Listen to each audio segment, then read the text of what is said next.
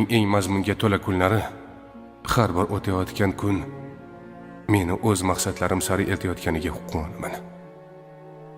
Lekin ko'ngilni xira qiladigan jihatlari ham bor.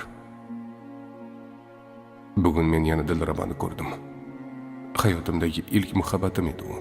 Qalbimdagi ilk sevgi ko'taklari nish urgan lahzalar uning xotiralari bilan bog'liq.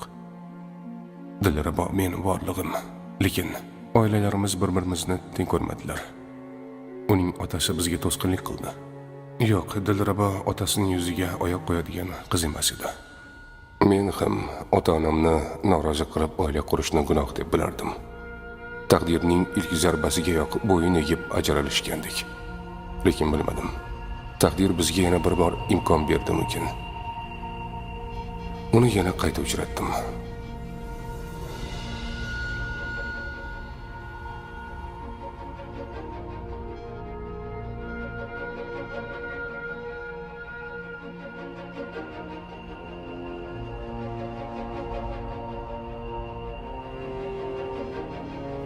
Demak, o'sha seyfdan topib olganim, dadam uy va mashina olib bergan ayol Dilrabo dadamning ilk sevgilisi ekanda.